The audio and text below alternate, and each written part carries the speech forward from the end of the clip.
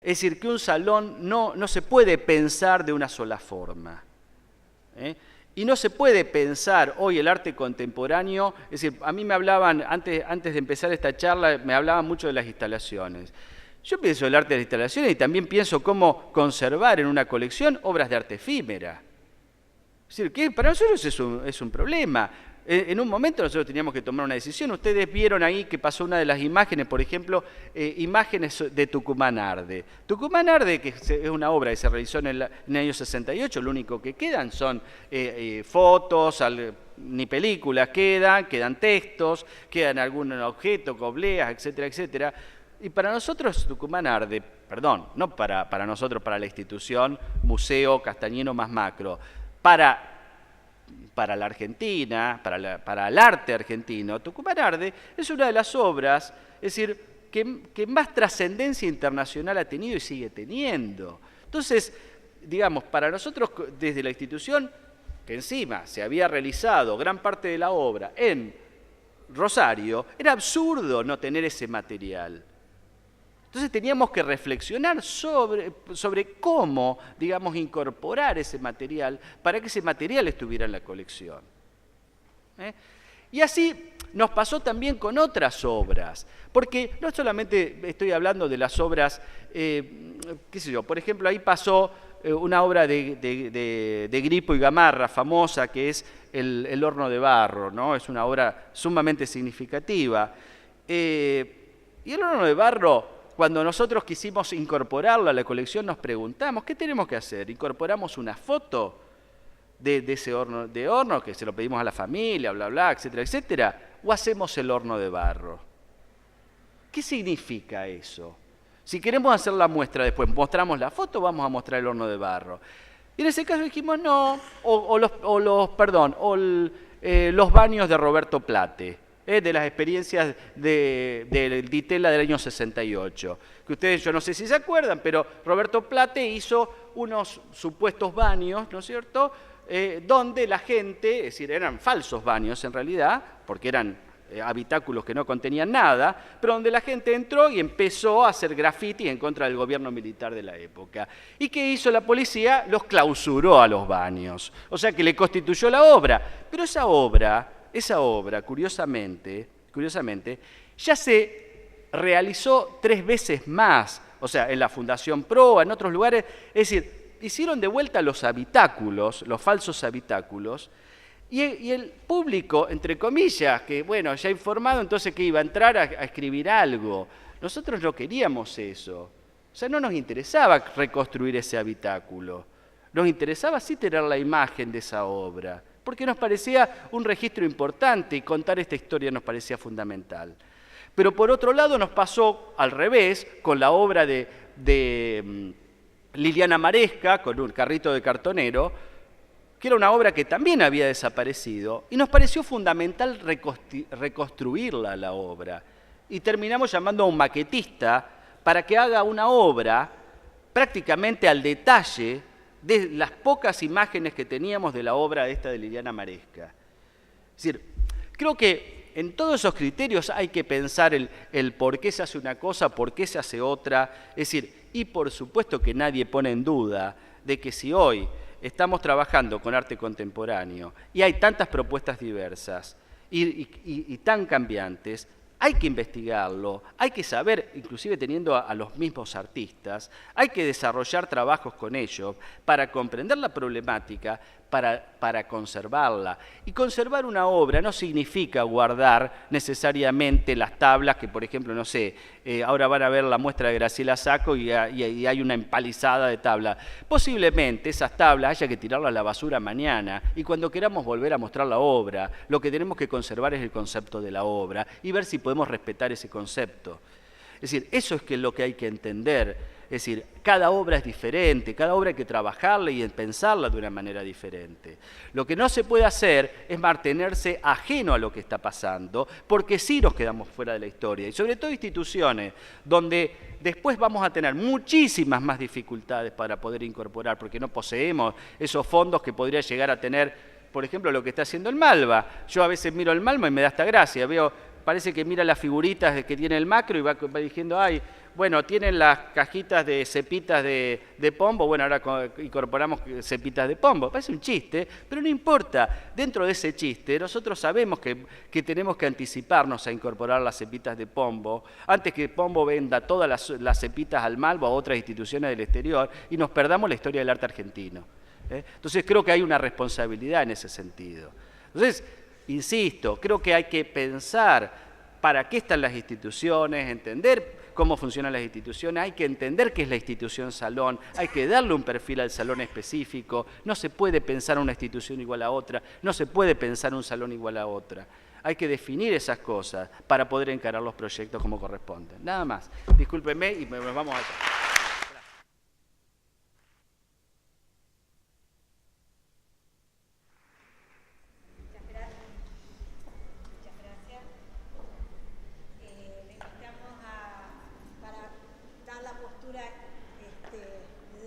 Política y la factibilidad.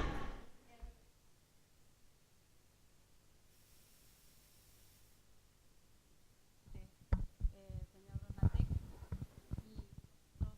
y finalizamos y después quieren hacer alguna pregunta. Conecte todo. Bueno, buenas tardes. Se escuchaba a Marcelo, a las chicas, a Fernando, y pensaba qué difícil es proyectar a futuro las necesidades que plantean este tipo de disquisiciones puntualmente de la plástica, ¿no? Aunque esta problemática se reproduce casi textualmente, de acuerdo a lo que decía Farina recién, en casi todas las disciplinas. Yo creo que salvo el teatro y la danza, el resto están todas atravesadas por este mismo tipo de dificultad o de conflicto.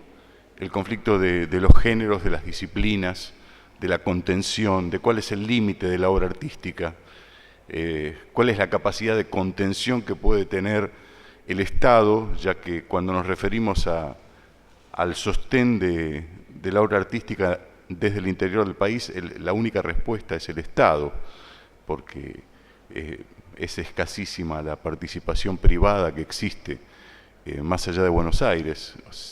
El Malva es un fenómeno de Buenos Aires y con muy pocos ejemplos similares, ¿no?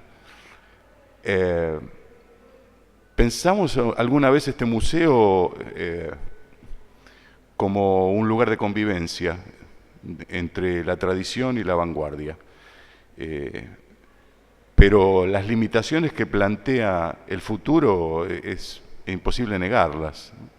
Cuando vemos que al salón viene un huevo gigantesco que no sabemos ni de dónde agarrarlo, tenemos que pensar, esto tiene que estar contemplado, nos guste, no nos guste, es una expresión que existe y que está presente en la expresividad de alguien que está haciendo arte hoy día. Tampoco pueden diseñarse todos los espacios a la medida de las necesidades porque la multiplicidad de espacios nos plantearía otra dificultad que se ve muy a menudo en Santa Fe, que es la superprogramación cultural que a veces no consigue una asistencia acorde al esfuerzo que significa su sostenimiento. Y también hay otra pata en este conflicto, que es el lugar de lo virtual, ¿no? Cuando hoy un chico que vive en el norte de la provincia, pongamos Pozo Borrado, Gato Colorado o cualquier localidad como esa, y tiene conexión a internet, puede hacer una visita virtual al Thyssen-Bornemisza, cosa que no era imaginable hace 10 años, por ahí menos. Esto no significa ningún tipo de suplantación posible. La objetivación de la obra delante del observador es algo intransferible y que el mundo virtual todavía no encontró el modo de reemplazarlo. Pero la inexistencia de la obra de arte a la existencia virtual marca un paso cualitativo inmenso, sobre todo en el acceso masivo al arte, que en definitiva redunda en un beneficio de todos los museos, de todos los artistas plásticos, de todos los galeristas, de todos los marchands y de toda la gente que está vinculada a las artes plásticas. Para la gestión cultural siempre es una carrera que empezamos de bajo cero, porque las necesidades están siempre instaladas antes de que uno llegue a la gestión. Y cuando llega a la gestión se encuentra primero con las dificultades heredadas antes que los proyectos a realizar. De cualquier modo, yo creo que nosotros tenemos que estar bastante satisfechos en cuanto a lo realizado en Santa Fe, porque la incorporación de espacios públicos para la cultura como la que se realizó en esta gestión no tiene antecedentes en los últimos 50 años. Hay una mirada diversa sobre lo que significa contar con espacios como el Molino Franchino, como La Redonda, como el Molino Marconetti en el caso del proyecto de Cultura de Ciudad, y diversos espacios que, como el proyecto que traen las chicas y que seguramente merecerá su debate y una discusión abierta a la participación de todo el mundo, están proponiendo la necesidad de la instalación de esos nuevos espacios. Creo que nos obliga todo esto a pensar en esa articulación. Alguna vez yo creí necesario establecer un puente peatonal desde la Escuela Mantovani hasta este museo. Y se lo dije varias veces a la directora de Mantovani, porque era como inconcebible pensar que este museo existe y que, por ejemplo, trajimos artistas a desarrollar una obra in situ, y si no estaban los estudiantes de la Mantovani, era como una inversión estéril.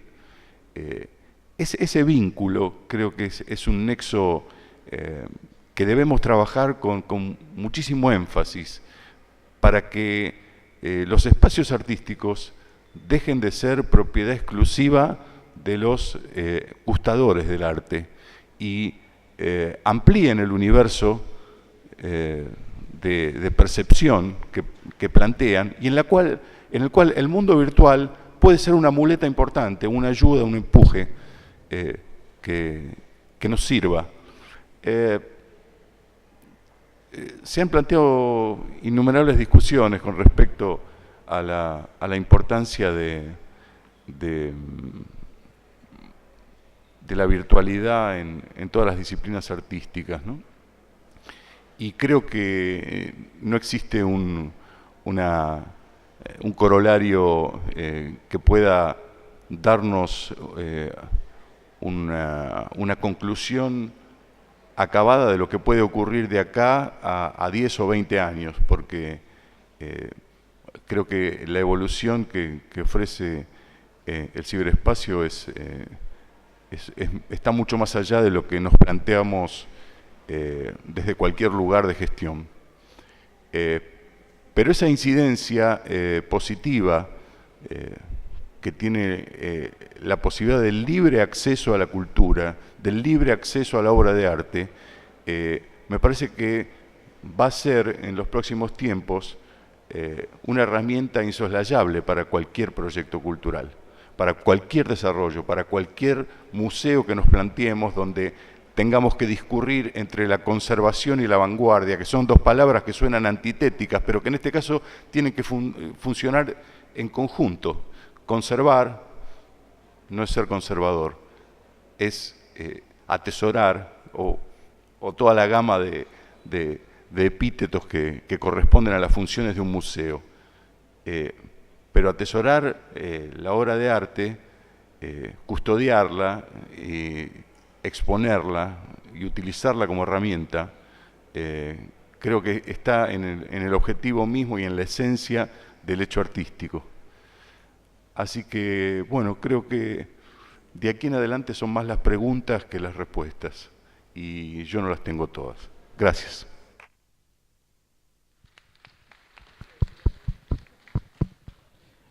Bueno, les agradezco la... Sí. Me encendés un segundo. Quiero hacer una aclaración, que recién cuando él decía, a ver, yo hablaba de todas estas cosas y de cosas que se pudieron hacer, y obviamente hay cosas que se pueden hacer porque existe la voluntad política para que se hagan. Es decir, evidentemente, si un proyecto se desarrolla es porque también existe un apoyo. Yo veo hoy el macro inaugurado, los hilos de colores, un ícono de la ciudad, pero cierto es que eso tuvo, es decir, me acuerdo cuando conformamos la colección de arte argentino contemporáneo y que ya veíamos que se iba a ser la más importante, hoy es una colección impresionante. Imagínense que, por ejemplo, tiene más de 200 obras de León Ferrari solo, que es el artista más vivo, más importante de la Argentina, así que creo que eso es como da una idea. Yo me acuerdo de que la idea fue, bueno, vamos a ampliar el Museo Castañino, fue la primera idea. Y me acuerdo que fuimos a una reunión que estaba Marcelo Romeu, en ese momento secretario de Cultura de la ciudad, y fuimos a hablar con el intendente y fuimos con el presidente de la Fundación Castañino también, otro pilar muy importante en toda la generación de la colección. Y me acuerdo que en ese momento Wiener dijo, ¿por qué vamos a ampliar el Castañino? ¿Por qué no hacemos otro museo? Claro, y realmente ahí uno empieza a sentir cuando hay del otro lado, ¿no es cierto? O en el otro hay una postura que es superadora también, ¿no? Y que uno se siente hasta chiquito diciendo, bueno, claro, la persona que tengo enfrente realmente tiene más claridad y tiene más ideas sobre el porvenir que lo que yo estoy pensando, que yo me estoy quedando en algo realmente bastante más chico. Por eso, pero y lo remataría con esto, o sea, no solamente dijo eso, sino que dijo, a ver, se me ocurre un lugar, ¿qué tiene que hacer mañana a las 9 de la mañana? Y al otro día a las 9 de la mañana estábamos decidiendo que ahí vamos a crear el Museo de Arte Contemporáneo de Rosario, en los hilos Davis, que hoy son el macro. Por eso creo que eso es muy importante, ¿no?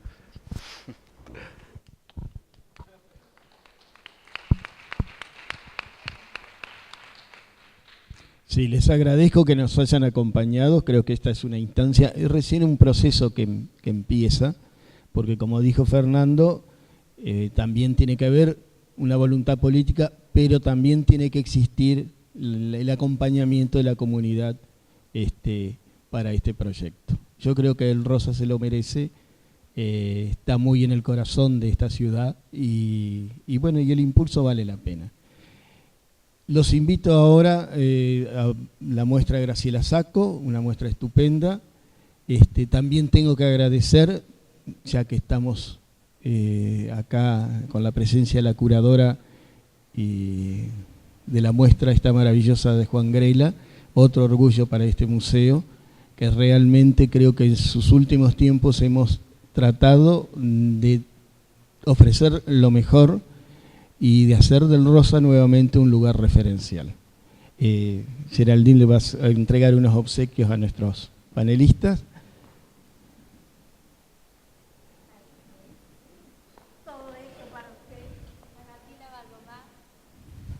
Y quiero hacer una referencia. Sí.